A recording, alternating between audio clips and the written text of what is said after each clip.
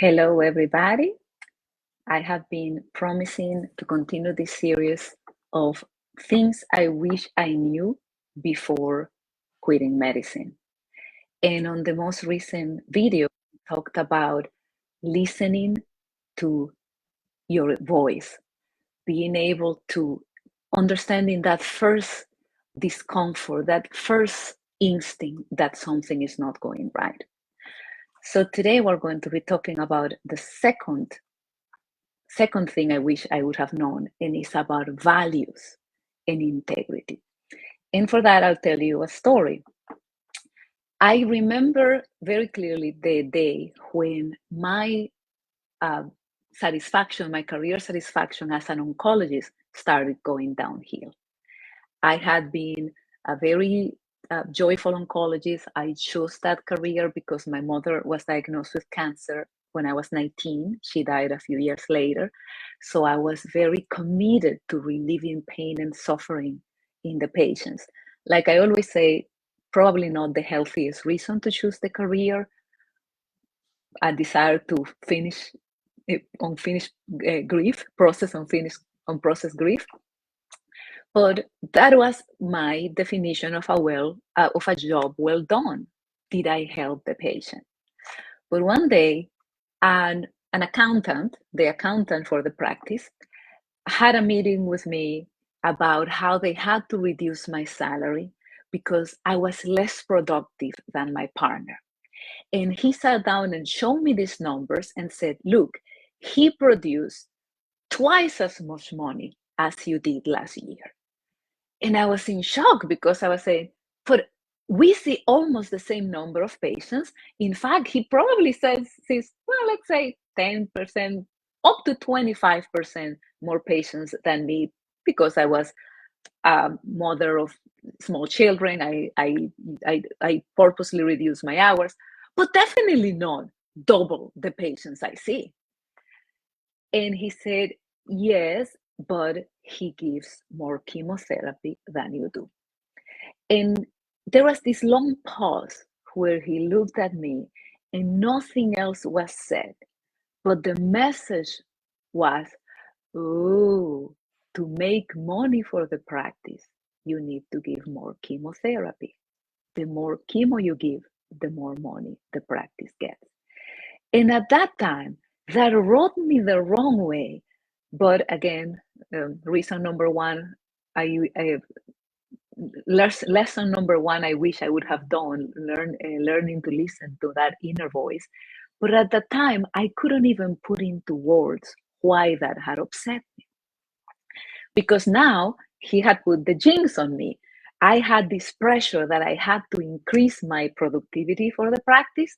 So they had already cut my salary, so they didn't keep cutting my salary. So therefore, if I had a patient, I was seeing a patient, read the pathology report, and it looked like they needed chemo. Oops, lymph node positive breast cancer. Oh, lymph node positive colon cancer. A little part of me was relieved. Okay, maybe I won't be fired. I will be giving chemo this month. And that was horrible.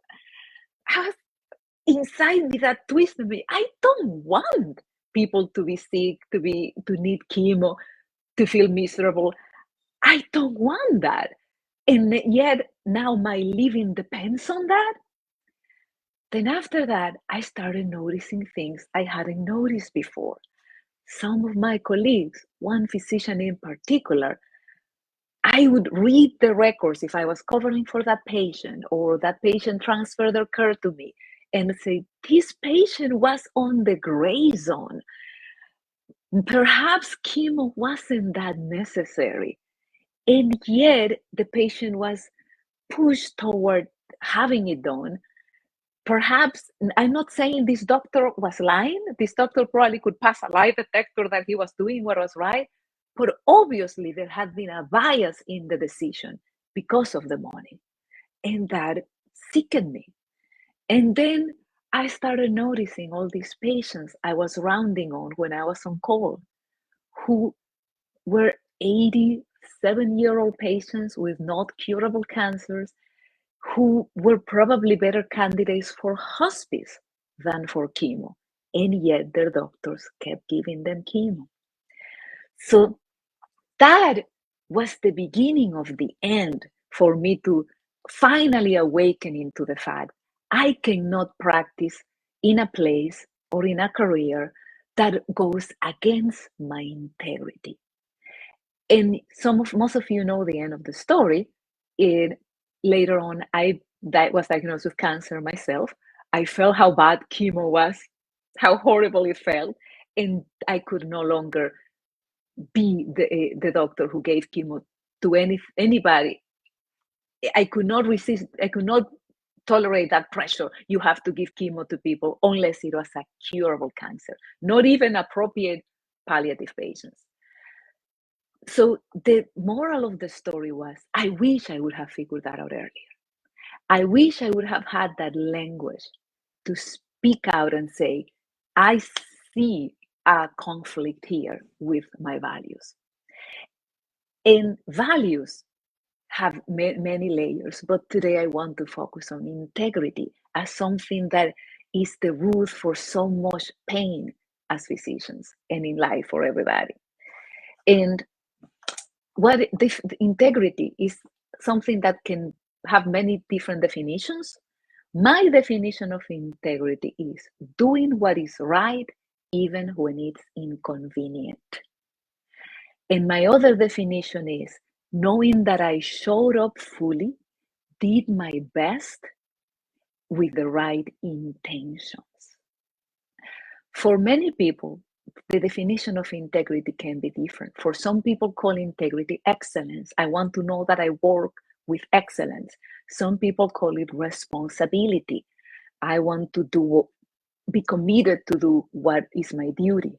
Some other people call it spiritual alignment. I call it that all the time, knowing that you are working on behalf of a greater cause.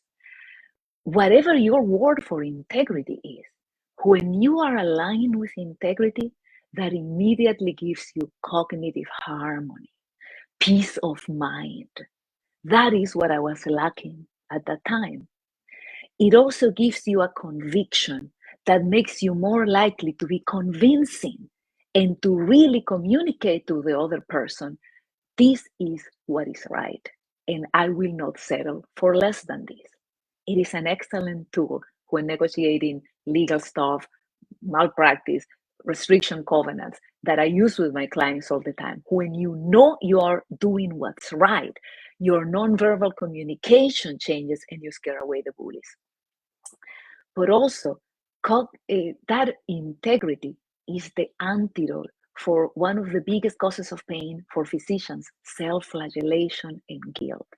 If you know you did your best, and doing our best has a different definition day by day, like Don Miguel Ruiz says in the 4 Agreements, the day you are sick with the flu, your best is different from the day you are at the most energetic.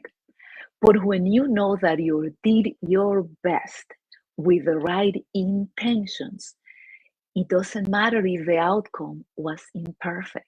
It's not your fault if the patient died, if there was a complication. You were conscious and present. You were not phoning it in. You were in alignment with what you thought was right, with the right intention. Once you attach to that definition, there's no self-flagellation. If you miss the mark, you evaluate, was I in alignment with my integrity? Did I do my best? Did I go for what was convenient instead of what was right? If I acted with integrity, there's no self-flagellation. If I didn't, then that is your opportunity to make amends, to recalibrate course. And that's all you need to do. There's no need to waste time flagellating yourself. In addition with that, integrity is your best protection against the imposter syndrome. And because if you're doing what's right, it's not about you or your credentials, it's about your service. And it's also the protection against the comparison itis. I don't mind if someone makes more money than me, or someone has a house bigger than mine, or a car better than mine. I am doing what is right day after day. And that is enough to define success. I hope this stirred in you some thoughts to reconsider. Have I ever silenced my own voice when it's telling me that the decisions being made in front of me are against my integrity? Have I ever felt that cognitive dissonance that the way things are being done in front of me are not the way I believe should be done?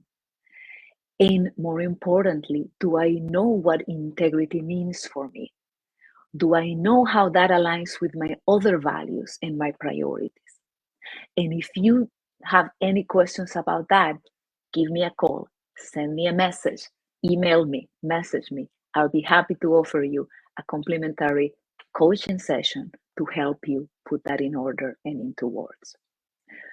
Thank you for your attention today. I hope this was helpful. Feel free to comment on all those questions and let me know what your definition of integrity is. And see you soon.